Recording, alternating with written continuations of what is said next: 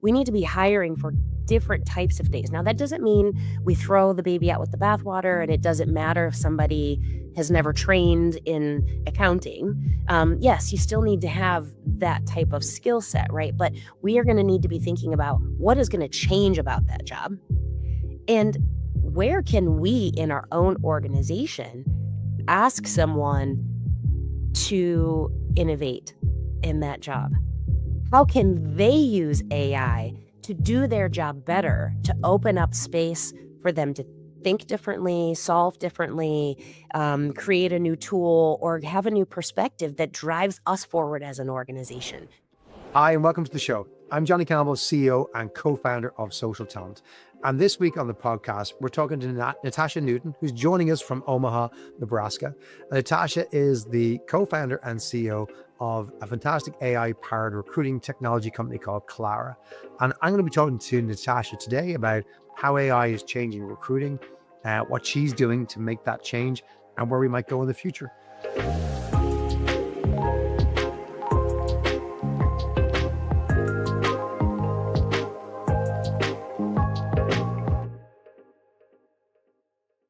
Natasha, it's a pleasure to have you on the show. So glad you could join us. Wonder if you wouldn't mind introducing yourself to our guests and telling us a little bit about what brought you here. Absolutely. I am very happy to be here. Because I always love the conversations that I listen in on that you've had with others. And so I'm excited about that. And B, I am a little bit jealous that I wasn't in Barcelona when you all were just there, because it's one of my favorite places. And I thought, damn, I really missed out. So I'm happy to be here. As you said, I am the CEO at Clara, and I have zigged and zagged my whole life. I was never one of those who was going to follow any sort of straight path to get anywhere. And so how I got here is by way of 15 years of mentoring and family work and grassroots community organizing, e-commerce, aesthetics, adult education, product creation and distribution, table tennis, and digital transformation. So I've been all over the place, but I am very glad that the path has led here. So thank you for having me.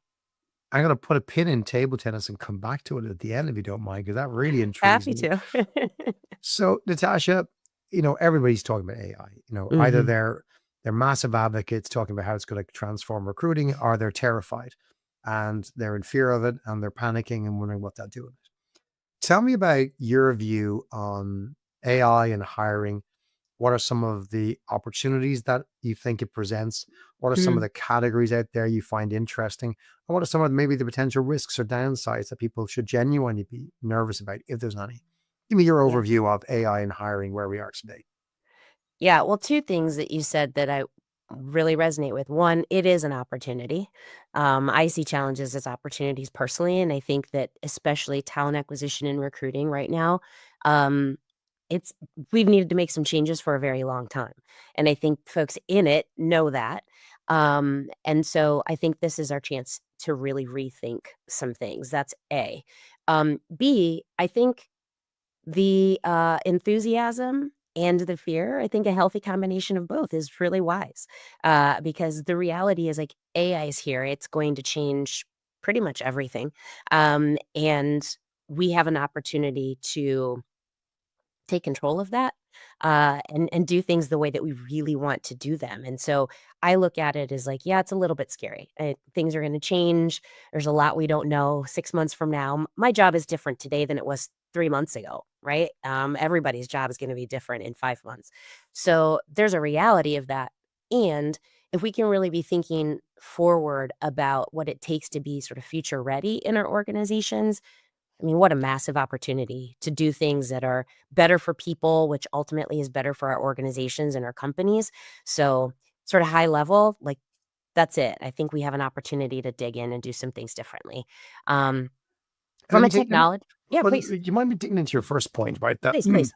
there's probably opportunities to change things that we've wanted to change. Mhm. What needs to change? Why does it need to change? Ugh. Listen, controversial, not controversial, you tell me what you think, but I think resumes are total bullshit, and we need to be thinking differently about how we hire talent and why we bring people into our organizations. And the bigger picture is that we probably need to rethink structure entirely, right? Around companies, and rather than hiring for specific roles, hiring for abilities and capabilities. So that's like an entirely different conversation, I think. But what I think could change is that we can start right now to do that work. We can start thinking differently about what are we looking for? We need to stop with this keyword business. Everybody knows that. We need to start moving towards like an actual skills-based hiring. But the next step of that is, what are people's abilities? What can they learn? What are they able to do? And resumes just don't tell us that, right? They tell us what the last person hired me to do because they needed it done in their organization. It doesn't even say what I'm capable of doing.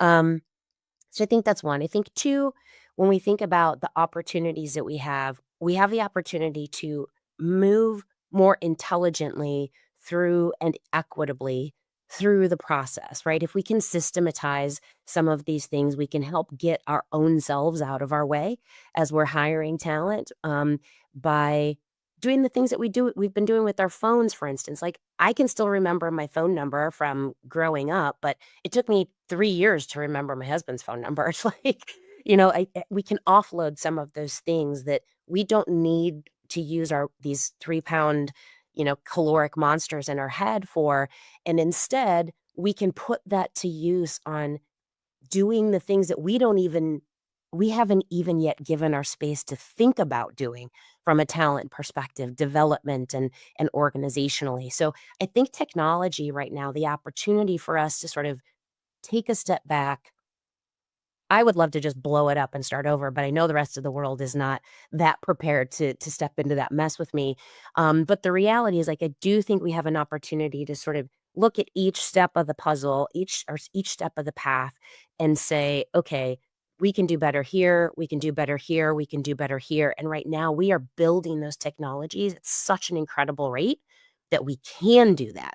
We actually have the opportunity to do it, to iterate, to get it right really quickly and really efficiently. I love that. We had Giorgio from Sephora join us in the podcast Mm.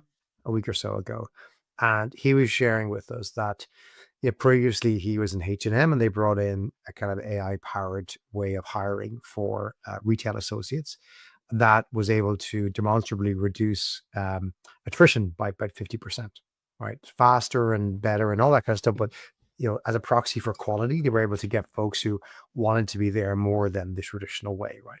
And he talked about in Sephora how they're trying to build something similar and focused on, very much to your point, around capabilities. Pardon me, they realized that there isn't a particular skill you need to be a beauty associate in Sephora stores. You need to have this passion and interest and capability, um, to basically, and desire and want to basically help somebody in this area and have this passion. And their view is we can teach you all the other skills. And they're very good at it, but you have to have this innate desire. And they're going to looking to scale there, I think, 30, 40,000 hiring a year through AI to get similar results that you see in organizations like H&M, or we've heard about McDonald's or 7-Eleven or DHL, or lots of these other organizations who are sharing these case studies of AI. So I do agree with you. I think there's a world where, the CV doesn't matter. Big organizations are doing hundreds of thousands of hires or millions of hires a year now without a resume. I have a 16-year-old son. I have four sons, but my 16-year-old, my wife instructed me to help him write his resume over the weekend. I was torn because I, like you, go, "Oh, it's a waste of time." But I also recognize that it is the broken system we're in, that you'll probably need this to get into a lot of jobs. Yeah. There are increasing amount of companies where, and I explained to my son, I said, you will not have to produce a resume. You'll just have to log on and they'll do an assessment and give you a job or not give you a job at the end. And that's it. That's the leveler. Not what qualifications you got, not whether you did your exams, not whether you read those books. They'll test what they need to know about you and tell you if you're good for the job. It'll probably be very accurate. And that's a world we're moving into, very much for what we've called standing up or blue collar roles for sure. Maybe less on the professional side, right? And I hate using that word professional, like every other job is not professional. But let's call it, let me rephrase. Natasha, because I heard this 2 weeks ago. I really like this.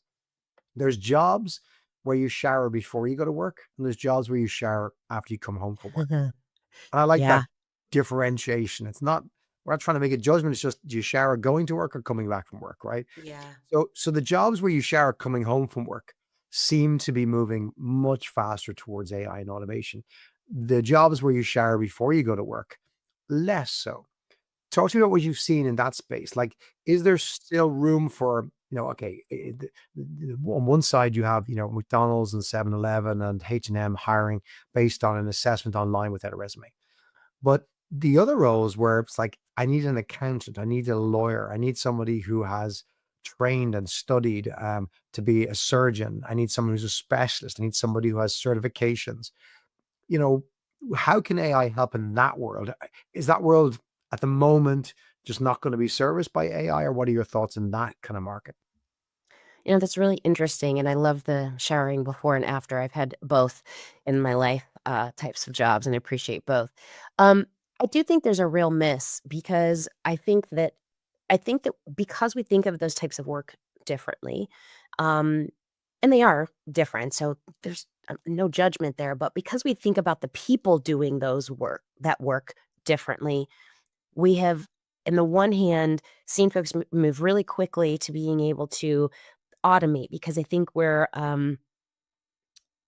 we think we understand this shower after you work differently. Like, we think it's less complex, etcetera, and the reality is the work where, you shower before you go to work, there are a lot of things where technology's actually gonna change those jobs more than it's gonna change the shower after you come home from work jobs, and so what we need to be hiring for and what I'm seeing in the Executive Leadership Council here in the US just did a voice of the member survey in which they were talking about the things that are on people's minds as far as leadership and sort of those shower after work or before work kinds of roles.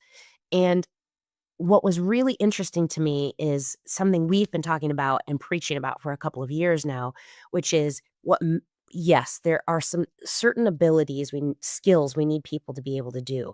But because those roles are changing and they're going to change faster than we even know, we need to be hiring for learning agility. Can I apply old information in a new situation? Can I take in new information and apply it to things I thought I knew?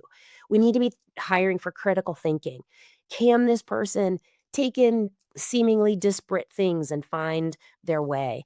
Can they think for themselves and problem solve? We need to be looking for folks who can pivot and be resourceful and proactive and resilient, right? The wind coming out of the west isn't going to screw up their entire day. Like, we need to be hiring for different types of days. Now, that doesn't mean we throw the baby out with the bathwater, and it doesn't matter if somebody has never trained in accounting.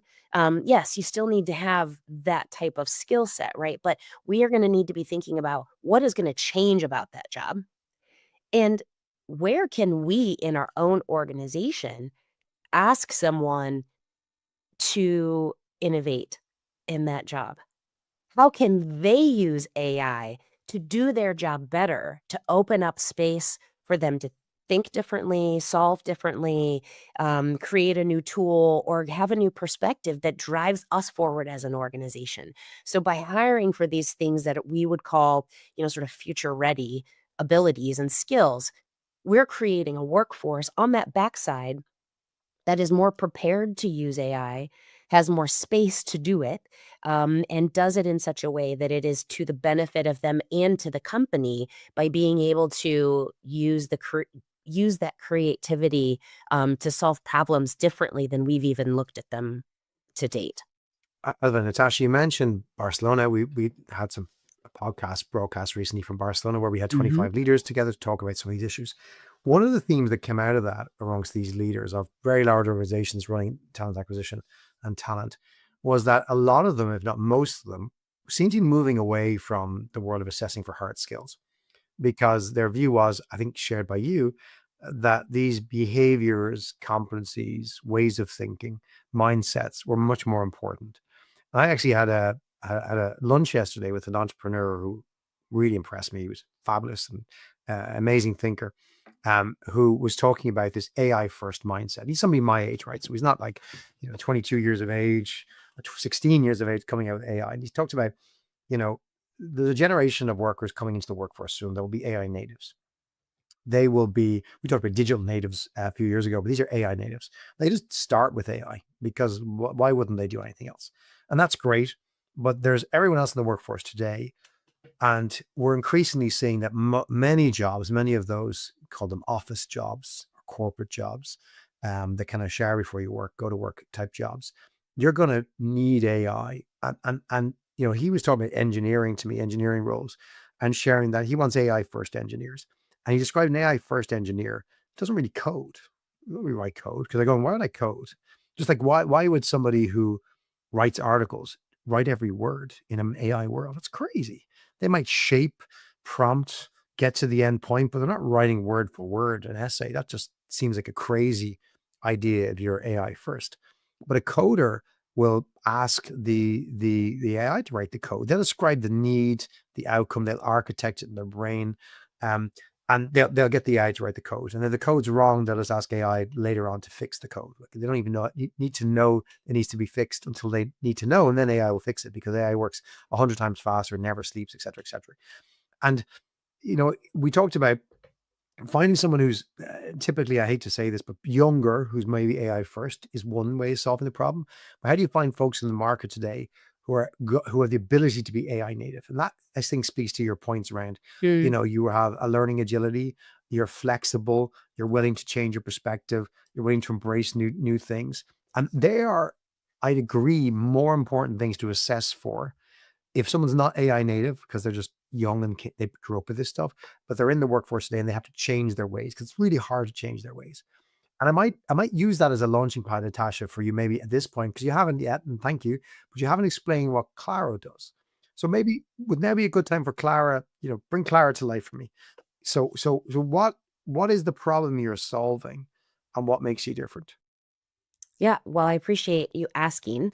Um, so we help teams hire smarter, faster, for future ready roles, right? For future ready organizations, and we do it in a more equitable way.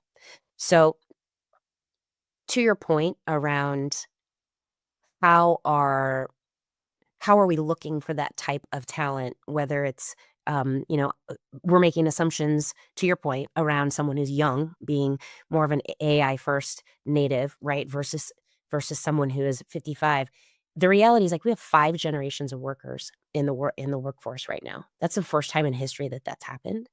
And in the US, by the year 2030, 55% of the working population is going to be over the age of 55, right? So not only do we have this other sort of talent shortage that we're talking about, we're having this massive shift in the way that people think.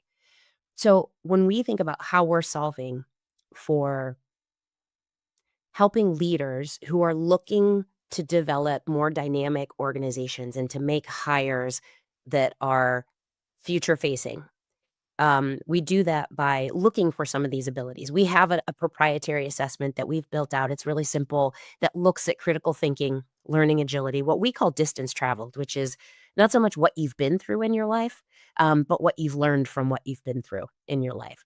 Those things like resourcefulness, self efficacy, anti fragility, those types of things.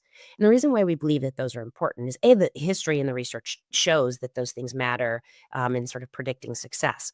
Um, but more importantly, when we can look at that constellation of skills, we find folks who can be that type of learner who, to your point, can learn to use these tools that are coming at them, can adapt in their role, they can contribute to their team and the success of how they fit into this sort of group of folks. And I wouldn't even say fit. I would say how they can add value to that team that they're on, and what they can bring. And so I think it can be really challenging to think about. I think especially as recruiters and talent acquisition people, we know that there are human things that we do that technology can't yet do and Uh, shouldn't yet do. I want to be really clear about that. So it's important for us to keep the human in the loop, but it's also really important that we think about the fact that as our needs change, as we become less and less sure of what we need, we are by nature, as human beings, going to default to what we know. Our brains are going to try to find the path of least resistance.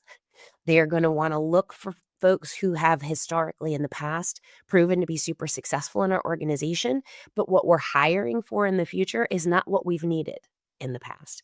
And so we need to be thinking about how do we mitigate bias in that process? How do we use tools that help us think differently about the folks who are sitting in front of us who we're trying to consider bringing into our organization? Um, and so we do that really simply. We engage with the candidates. We provide them some opportunity to give more insights about their skills and abilities. We do that. They have a great experience. They feel like they're able to actually talk about themselves in a more thoughtful and in specific way.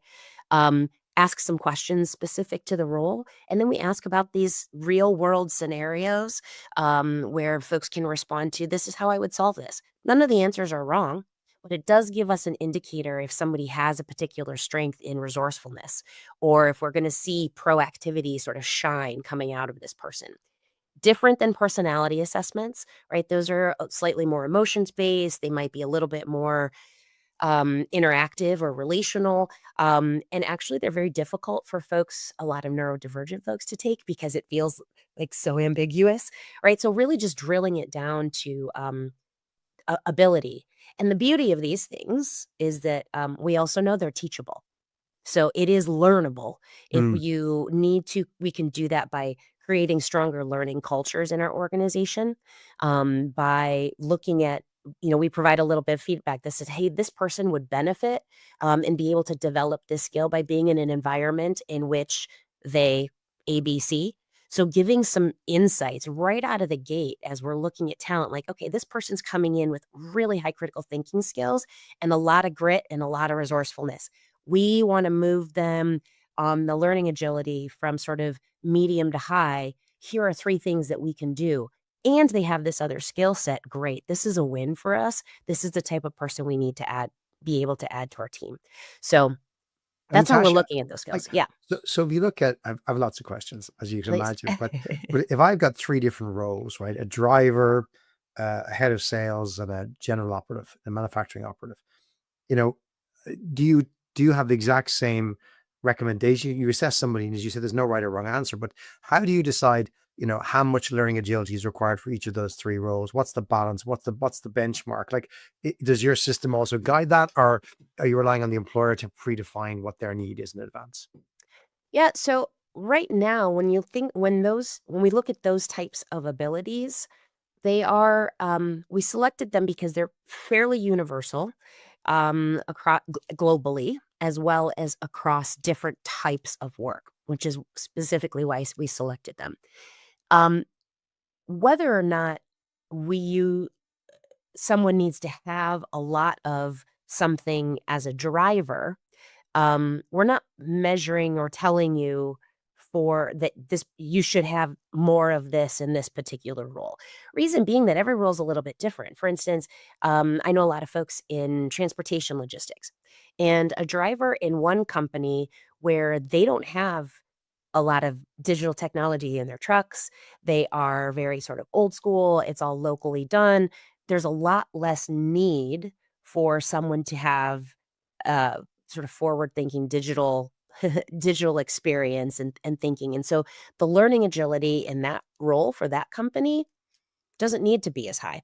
Whereas someone who is working for a very forward sort of trucking company who has drivers in trucks that are they're exploring, like, self-driving technologies, right? And they're in that role. They need to have a very different set. So, on paper, those 2 roles are the same thing. So, we're not saying, "Hey, you need more of this or less of this." We're just telling you how much is there of those things, and then we put it back in the hands of the team because the reality is, like, even if I'm hiring for a graphic designer and I'm hiring for 2 of them in the same organization and on the same team, based on who else is on my team, I need more or less of some of those things, right? Just for any individual hire. So maybe I just lost everyone on my team with seniority, and all of a sudden I have this really young team, and I need folks who can come in with a little more experience, but also who are maybe really great at critical thinking, right? So we're just putting the data back out to the teams and letting them, based on the role and the needs of the hiring manager, be able to make those adjustments. Now, I will say one thing that I really love about what we do, and one thing our partners appreciate, is we all know that needs change.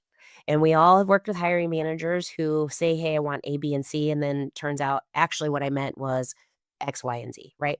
So one of the challenges is, how do you reshuffle all of those people you've already looked at in an equitable way, so that you're not leaving anyone out, and you're not only focusing on, okay, who of the last 10 that I've looked at now meets these new requirements. So we enable you to shuffle all of that with all of that additional information, so that you're really looking at the entire pool of candidates and applicants who have come into that space, for that role, so that if something changes, we're really being thoughtful about making sure that we're finding all of the needles in the haystack versus just that one. Natasha, what are some of the outcomes customers of Clara are seeing, or what are they coming to you to solve in the first Mm. place?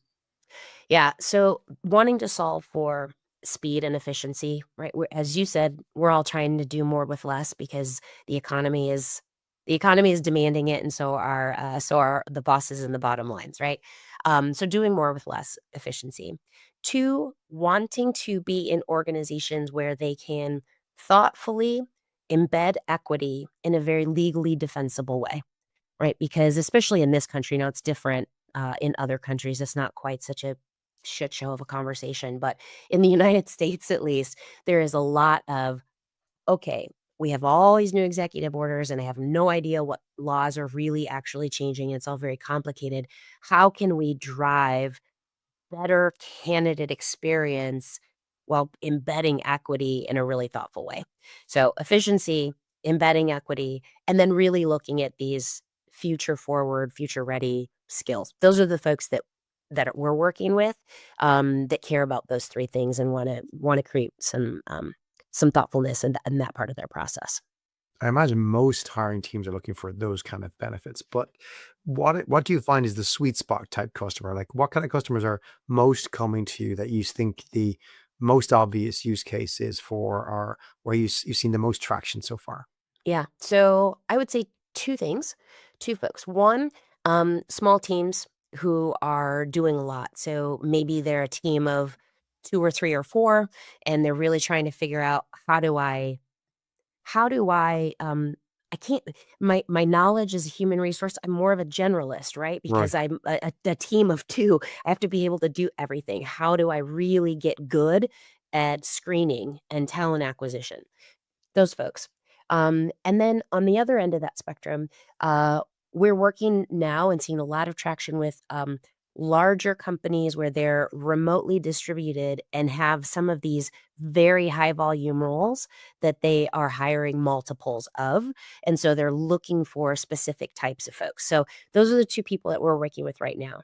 I think really interestingly for us, and something that I'm super excited about, is we have a lot of interest coming to us from recruiters, and executive search firms who are sort of global, thinking about, what can we be looking for and understanding that differentiates us from our competition, and how do we go about applying this in a meaningful way in those scenarios? So we've actually got a number of partners, three. I'm hoping we've got one more at the table. I'm hoping we're going to get a fourth here, who all have different areas of expertise, who are working with us on that sort of sourcing and additional layering of assessment around those things. So I, it's sticky as far as the, oh, there's a there, as my friend Robert would say, but and solving for that. So, but today I need to work faster. We're a small team. I need to be more efficient. And hey, we have these high volume roles and we're hiring multiples of them. How do we find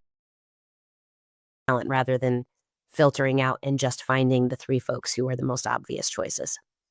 Love it. So, like, for today, when we're kind of looking at, to your original point, removing the resume and the need for that, looking more at the drivers of real success in a role rather than, let's say, the education you have or the company you worked for, the job title you held, or the job description. that was in your last post, as you mentioned earlier, Natasha. So that's what today looks like. And, we're early there. A lot of companies still not thinking this way, not doing this. Where does it go from here? Like when you think about your roadmap, or you think about the AI hiring roadmap over the next 3 to 5 years, what Mhm. else, if not, I won't ask you to predict anything, but what are some of the exciting ideas you're thinking about exploring or watching others do? Yeah. Oh, so many. Um, I think there are a couple that I'll double click on. One in particular is, obviously we've got this whole notion of agentic AI.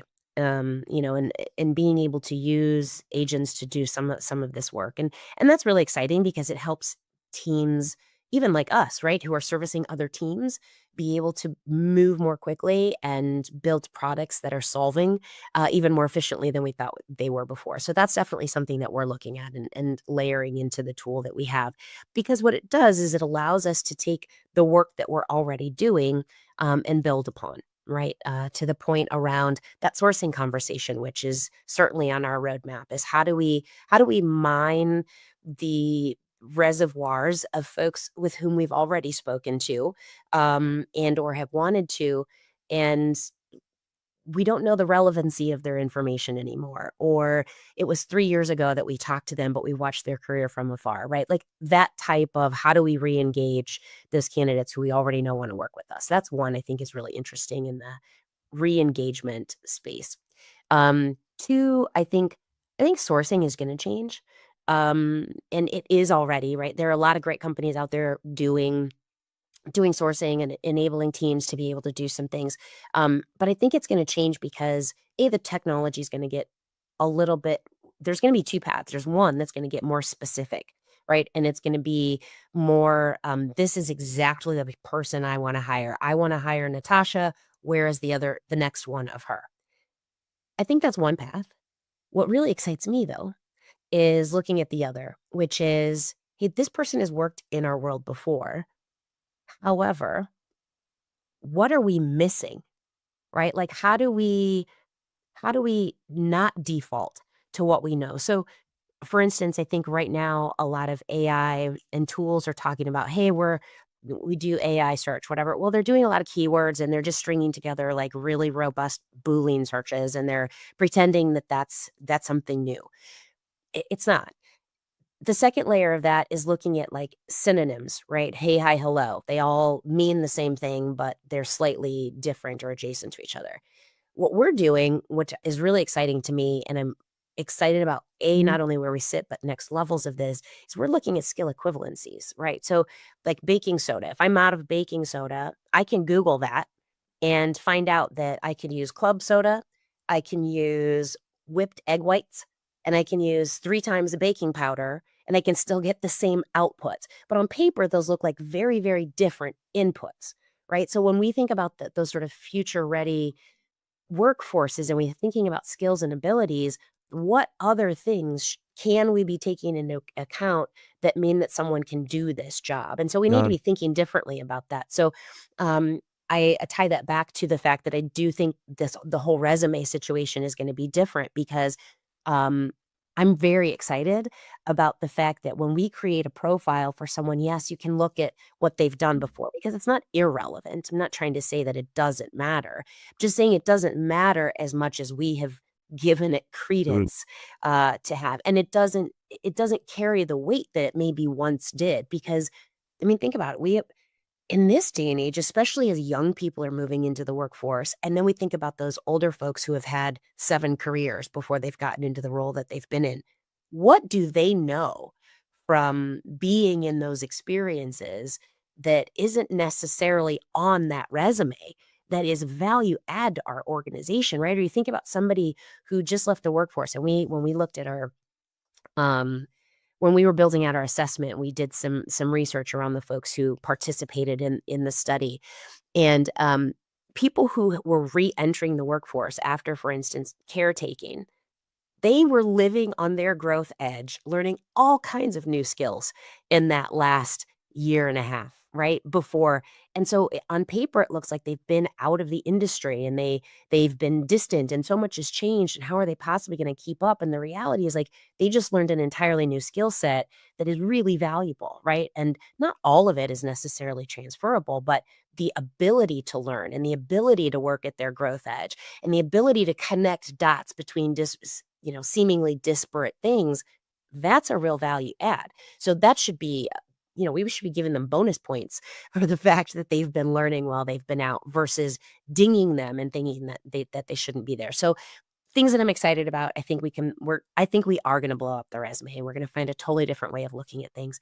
I think that we are going to be able to use language, and AI algorithms to think not just about existing skill, but about ability. I'm really excited about that. And then I think being able to use agents to help augment our teams and do the things that we didn't even know technology could do so that we can now figure out the things that nobody's even yet thought of, right? What an amazing opportunity for us to be creative and to solve differently in talent. I'm super excited about I that. love that. At the beginning of the Industrial Revolution, no one would have predicted the world we have today and what we did when That's we right. freed ourselves from the time we were spending in factories doing That's right. some of that really, really kind of dirty work, which it was in factories in the 1800s and the beginning of that age. So, Mhm. Natasha, I share with you your optimism about the future. I love what you've built. I love the approach you've taken, different to a lot of the kind of stack ranking tools that are merely looking at keywords and resumes and telling you which of these candidates based on the keywords are the top A, B, C, D players.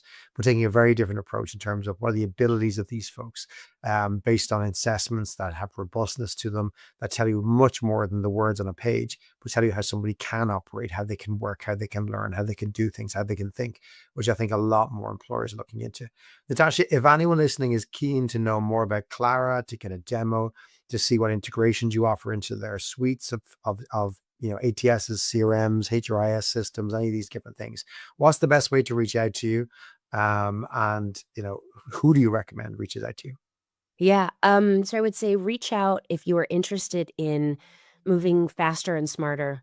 If you're a data first organization that wants to have validated insights as they're making hiring decisions, and if you care about equity in your process and you want to embed that sort of a rising tide and all ships sort of situation, if you're one of those folks, I would love to hear from you. And if you're not and you just want to tell me I'm wrong, I'd want to hear from you too because let's have a great conversation. But if you're one of those folks, we know we can help you. Um, the way that you can reach me on LinkedIn, there are not a lot of Newtons on LinkedIn that spell it the way I spell it. So feel free to reach out to me there. And also, you can find us. Our website is getclara.io, and there's some information and resources around how we think about those tools and those constructs as well. So if you want to learn a little on your own, or see what we don't cost a lot. So if you want to see the impact of what the ROI can be in your organization, there's a calculator there too. So you can get some information without having to feel like you're being sold.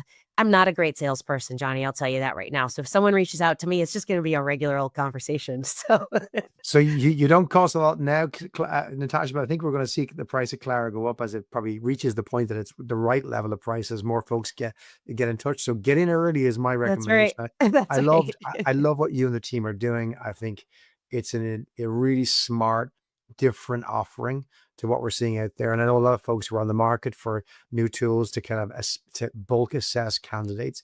This is a different way that it brings probably more candidates into the fray rather than takes them out, because you're finding skills, ability, sorry, more abilities and behaviors that aren't being assessed by other tools. So love what you're doing.